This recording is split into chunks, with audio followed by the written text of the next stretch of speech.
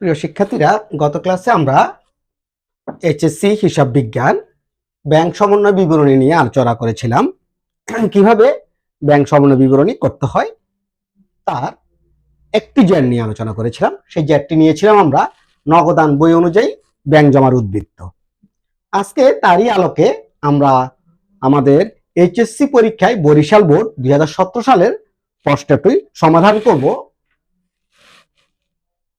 আমাদের 2017 সালের বরিশাল বোর্ডে যে প্রশ্নটি এসেছিল সেই প্রশ্নটি আজকে আমি সিলেক্ট করার কারণ হচ্ছে আমাদের সমস্যা সমাধানের ব্যাংক সমন্বয় বিবরণীর আজকেই প্রথম ক্লাস।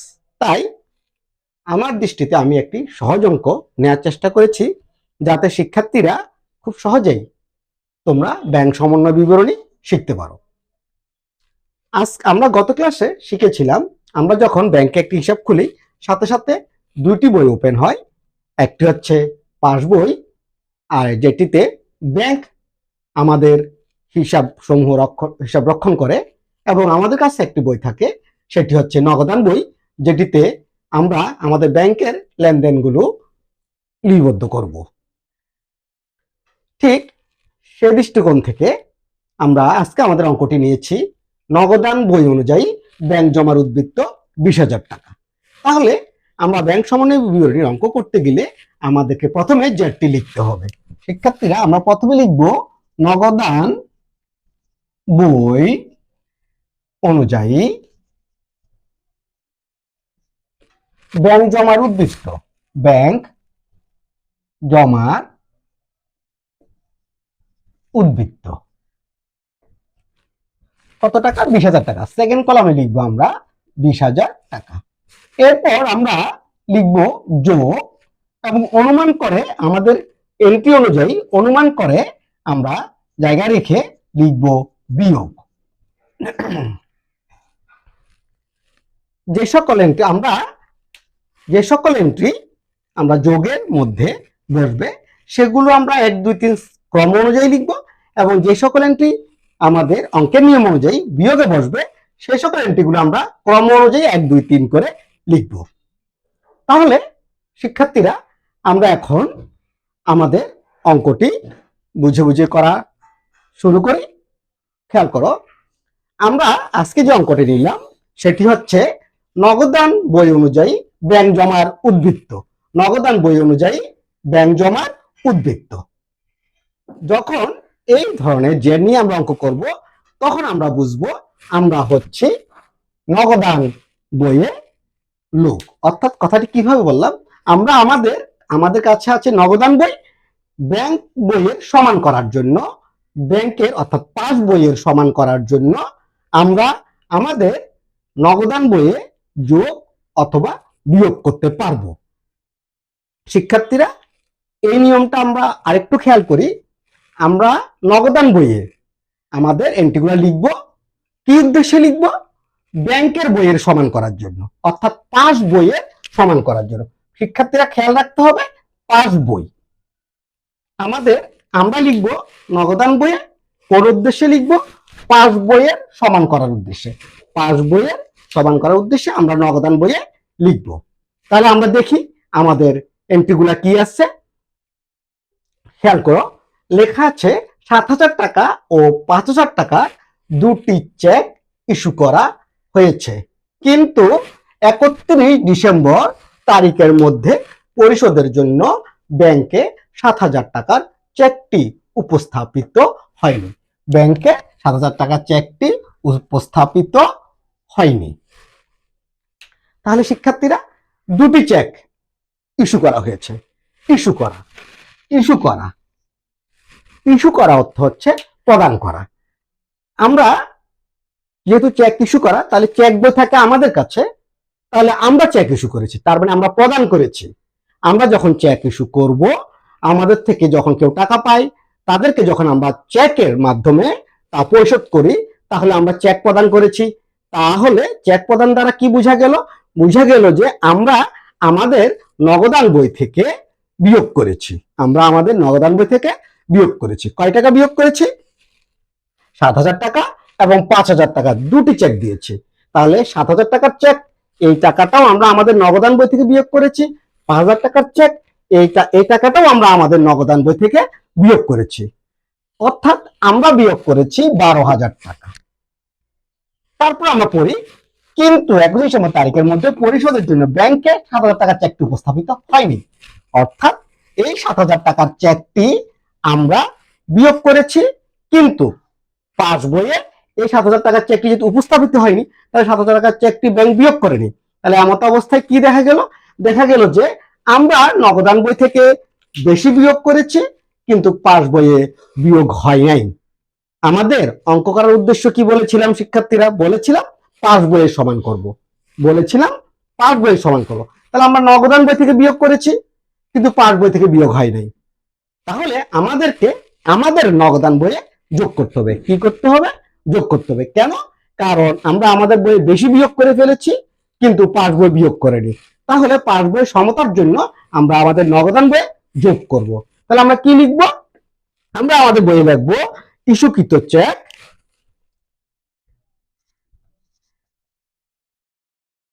ইস্যুকৃত চেক যা ইস্যুকৃত চেক যা ব্যাংকে উপস্থাপিত হয়নি, যা ব্যাংকে উপস্থাপিত হয়নি। কত টাকা চেকটি উপস্থাপিত হয়নি? 7,000 টাকা। তাহলে আমরা লিখবো 7,000 টাকা। আমরা বোঝার সুবিধার জন্য আমরা ইচ্ছা করলে এখানে যে সিরিয়াল নাম্বার আছে সেই সিরিয়াল নাম্বারটি লিখতে পারি। শিক্ষার্থীরা, তাহলে আশা করি তোমরা 1 নম্বর এন্ট্রিটি বুঝতে পেরেছো। আমরা এখন 2 নম্বর এন্ট্রিতে যাব। ব্যাংক কর্তৃক বিনিয়োগের সুদ আদায়। তাহলে কে আদায় করেছে? ব্যাংক। ব্যাংক বিনিয়োগের সুদ আদায় করেছে। তাহলে ব্যাংক আমাদের ব্যাংকের কাছে যে পাসবই আছে সেই পাসবইয়ে যোগ করেছে, ব্যাংক যোগ করেছে। তাহলে আমরা জানি আমরা অঙ্ক ব্যাংক সমন্বয় বিবরণী করার সুবিধার জন্য আমরা একটা টেকনিক মনে রাখতে পারি। সেটি হচ্ছে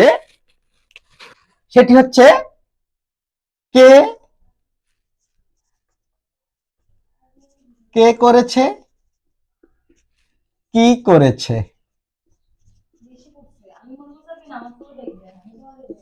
কি করব। শিক্ষার্থীরা, আমরা লিখব কে করেছে, কি করেছে, কি করব। এই টেকনিক দিয়ে আমরা অঙ্কটি করতে পারি। কিভাবে? কে করেছে,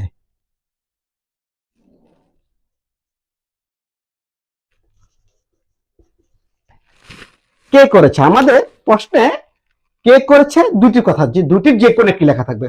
হয় নগদান বই করেছে, না হলে পাস বই করেছে। নগদান বই করেছে, না হলে পাস বই করেছে। পাস বইয়ে কে লিখবে? ব্যাংক, অর্থাৎ ব্যাংক করেছে। কে করেছে, কি করেছে, কে করেছে, কি করেছে। যদি উত্তর হয় নগদান বই করেছে, আমরা যেহেতু নগদান বই অনুযায়ী ব্যাংক জমা উদ্বৃত্তের উত্তর করব। যদি উত্তর হয় নগদান বই করেছে, তাহলে আমাদের সমাধানে করতে হবে যা করেছে তার উল্টা, যা করেছে তার উল্টা। অর্থাৎ উত্তর যদি হয় নগদ করেছে, তাহলে এরপর কি করেছে? নগদে যদি যোগ করে, তাহলে আমরা এখন করব বিয়োগ। নগদ যদি যোগ করে, তাহলে আমরা করব বিয়োগ। নগদ যদি যোগ করে, তাহলে আমরা এখন করব বিয়োগ। নগদ যদি বিয়োগ করে, তাহলে আমরা এখন করব যোগ। তাহলে আমরা আবার প্রশ্নটা সমাধানটা আমরা একটু দেখে নিয়ে এখন কি বলেছে? কে করেছে, কি করেছে, কি করব। এবার আমরা শিখব পাস বই।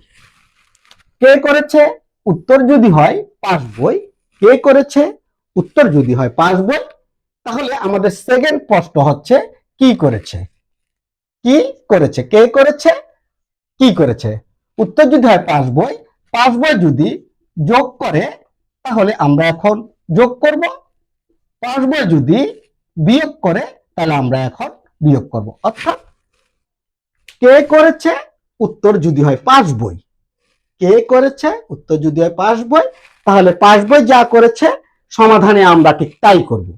পাস বই যদি যোগ হয়, তাহলে আমরা যোগ করব।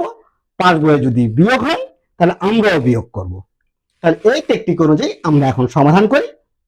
শিক্ষার্থীরা খেয়াল করো, ব্যাংক কর্তৃক বিনিয়োগের সুদ আদায় 10,000 টাকা যা নগদান বইতে লেখা হয়নি। তাহলে ব্যাংক কর্তৃক বিনিয়োগের সুদ আদায়, তাহলে কে করেছে? 1 নম্বর প্রশ্ন, কে করেছে? ব্যাংক করেছে। কে করেছে? ব্যাংক করেছে। 2 নম্বর প্রশ্ন, কি করেছে? আদায় করেছে, তার মানে যোগ করেছে। তাহলে কে করেছে? ব্যাংক করেছে। কি করেছে? যোগ করেছে। কি করব? কি করব? তাহলে অর্থাৎ যোগ করব। ব্যাংক যদি যোগ করে আমরাও যোগ করব, ব্যাংক যদি বিয়োগ করে আমরাও বিয়োগ করব। তাহলে কে করেছে? বলছে কি ব্যাংক কর্তৃক বিনিয়োগের সুদ আদায়। কে করেছে? ব্যাংক করেছে। আদায় করেছে, তাহলে কি করেছে? যোগ করেছে। কি করব? যোগ করব। তাহলে এন্টিটি বসবে যোগে। এন্টিটি কোথায় বসবে শিক্ষার্থীরা? তাহলে যোগে বসবে। আমরা লিখবো ব্যাংক কর্তৃক বিনিয়োগের সুদ আদায়। ব্যাংক কর্তৃক বিনিয়োগের সুদ আদায়। ব্যাংক কর্তৃক বিনিয়োগের, শিক্ষার্থীরা কি লিখ? ব্যাংক কর্তৃক বিনিয়োগ, দেখে দেখে লিখবো আমরা প্রশ্ন থেকে। ব্যাংক কর্তৃক বিনিয়োগের সুদ আদায় যা নগদান বইতে লেখা হয়নি, যা নগদান ভুক্ত হয়নি, যা নগদান ভুক্ত হয়নি। কত টাকা? 1,000 টাকা। আশা করি শিক্ষার্থীরা তোমরা বুঝতে পেরেছো। তাহলে আমরা এরপর এন্ট্রিতে যাই। এরপর লিখে আছে আদায়ের জন্য ব্যাংকে জমাকৃত 3,000 টাকার চেক ব্যাংক কর্তৃক আদায় হয়নি। তাহলে আমরা দেখি আবার কে করেছে? আদায়ের জন্য ব্যাংকে জমা। কে জমা দিয়েছে? আমরা জমা দিয়েছি। আদায়ের জন্য ব্যাংকে জমা, তাহলে কে জমা দিয়েছে? আমরা জমা দিয়েছি। তাহলে আদায়ের জন্য ব্যাংকে জমা, আমরা জমা দিয়েছি, চেক ব্যাংকে জমা দিয়েছি। তাহলে আমরা যখন চেক ব্যাংকে জমা দিব, তাহলে কে লিখেছে? আমরা লিখেছি। তাহলে কি বলছে? কে করেছে? আমরা করেছি, ভাই নগদান বইয়ালা করেছি। কি করেছি? নগদান বইয়ে জমা দিছি, তাহলে নগদান বইয়ে যোগ করেছি। কে করেছে? নগদ করেছে, মানে আমরা করেছি। কি করেছি? যোগ করেছি। তাহলে এখন কি করব? বিয়োগ করব। এখন কি করব? বিয়োগ। আবার খেয়াল করো শিক্ষার্থীরা, আদায়ের জন্য ব্যাংকে জমাকৃত 3,000 টাকার চেক ব্যাংক কর্তৃক আদায় হয়নি। তাহলে আমরা যখন চেক ব্যাংকে জমা দিয়েছি তখন আমরা নগদান বইয়ে যোগ করেছি। ব্যাংক আমরা জমা দিয়েছি, তাহলে তার মানে কে করেছে? নগদান বই আমরা করেছি। কি করেছি? যোগ করেছি। তাহলে কি করব? এখন বিয়োগ করব। যেহেতু আমরা একবার যোগ করেছি, তাহলে পাঁচ বইয়ের সমান করার জন্য আমরা এখন বিয়োগ করব। যোগ করলে বিয়োগ করব। আমরা যদি আগে যদি প্রশ্ন পরে যদি বুঝি আমরা যোগ করেছি, তাহলে এখন সমাধানের জন্য অর্থাৎ পাঁচ বইয়ের সমান করার সমাধানের জন্য আমরা এখন বিয়োগ করব। পাঁচ বইয়ের সমান করার জন্য আমরা এখন বিয়োগ করব। তাহলে আমরা কোথায় লিখবো? এন্ট্রিটি বিয়োগে লিখবো।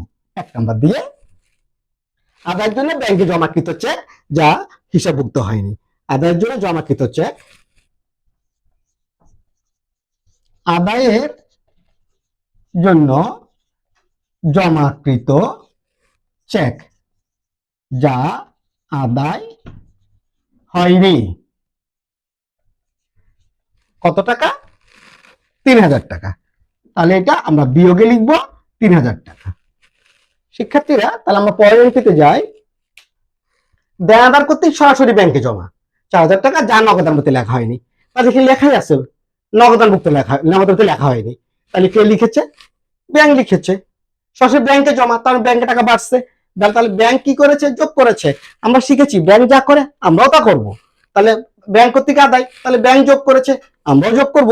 তাহলে আমরা যোগের মধ্যে লিখবো 3 নাম্বার এন্ট্রি, দেনাদার কর্তৃক সরাসরি ব্যাংকে জমা। দেনাদার কর্তৃক সরাসরি ব্যাংকে জমা যা আদায় হয়নি, যা নগদান বইতে লেখা হয়নি। দেনাদার কর্তৃক,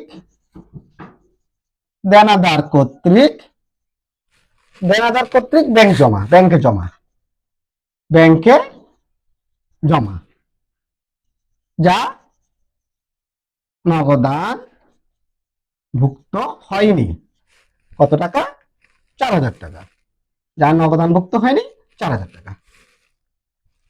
শিক্ষার্থীরা আশা করি তোমরা এটি বুঝতে পেরেছ। এরপরে দেখো ব্যাংক ধার্যকৃত চার্জ, তাহলে কে করেছে? ব্যাংক করেছে। ধার্যকৃত চার্জ তার মানে ব্যাংক বিয়োগ করেছে। চার্জ মানে আমাদের অ্যাকাউন্টে, আমাদের ব্যাংকে আমাদের যে টাকা জমা আছে, আমাদেরকে বিভিন্ন সুযোগ সুবিধা দেওয়ার বিপরীতে ব্যাংক আমাদের হিসাব থেকে যে টাকা কাটে সেটি হচ্ছে ব্যাংক চার্জ। তাহলে আমাদের অ্যাকাউন্টে টাকা কমে গেছে, ব্যাংক আমাদের অ্যাকাউন্ট থেকে টাকা বিয়োগ করেছে, চার্জ কেটেছে। তাহলে যেহেতু ব্যাংক ব্যাংক নিয়ম কি, পাস বই, অর্থাৎ ব্যাংক যা করে আমরা নগদান বই তা করব। তাহলে ব্যাংক চার্জ কেটেছে, তারপরে ব্যাংক বিয়োগ করেছে, আমরাও আমাদের নগদান বই থেকে বিয়োগ করব। কি লিখবো? ব্যাংক কর্তৃক ধার্যকৃত চার্জ। 2 নাম্বার, ব্যাংক কর্তৃক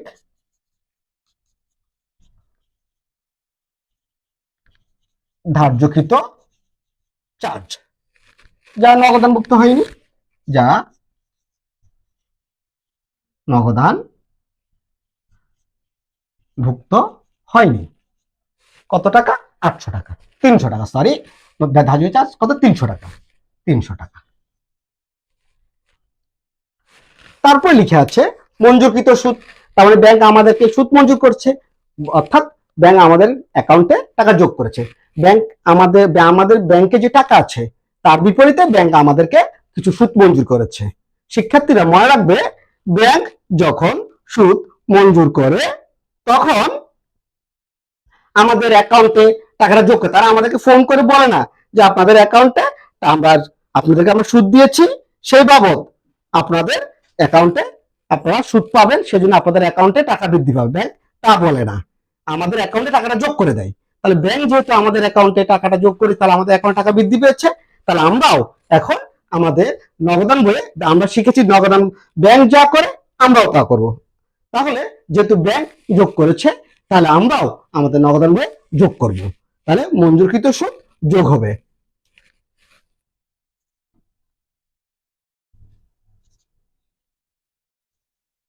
ব্যাংক কর্তৃক মঞ্জুরকৃত সুদ, ব্যাংক কর্তৃক মঞ্জুরকৃত সুদ কত টাকা? ব্যাংক কর্তৃক মঞ্জুরকৃত সুদ 800 টাকা, তাহলে যোগের মধ্যে বসবে 800 টাকা। শিক্ষার্থীরা, তাহলে এখন আমরা আমাদের যে সকল এন্ট্রি যোগের মধ্যে বসেছে সেগুলো যোগ করব, এবং সেগুলো যোগ করে আমরা সেকেন্ড কলামে নিয়ে যাব। আমরা দেখতে পাচ্ছি 7000, 1000, 8000, 8 4 12000, 12800। তাহলে আমরা এখানে লিখব 12800। এই যোগফল 12800 সেকেন্ড কলামে লিখব। 3000 যোগ 300, তাহলে বসবে কত? 3300। 32800 থেকে 3300 বিয়োগ করলে আমরা পাবো 27500। 27500, তাহলে এইটাই আমাদের অঙ্কের সমাধান। আমরা জেড টেনে দেব। এরপর এই 27500 একটি নাম লিখতে হবে। লেখা আছে নগদান বই অনুযায়ী ব্যাংক জমার উদ্বৃত্ত। আমরা নগদান বইয়ের জায়গায় আমরা লিখবো পাস বই, পাস বই অনুযায়ী ব্যাংক জমার উদ্বৃত্ত, ব্যাংক জমার উদ্বৃত্ত। আমরা এভাবেই খুব সহজেই ব্যাংক সমন্বয় বিবরণী অঙ্কটি সমাধান করতে পারি। আশা করি তোমরা ব্যাংক সমন্বয় বিবরণীর বরিশাল বোর্ড 2017 সালের প্রশ্নটির উত্তর বুঝতে পেরেছ। আজ এ পর্যন্তই, সবাইকে ধন্যবাদ।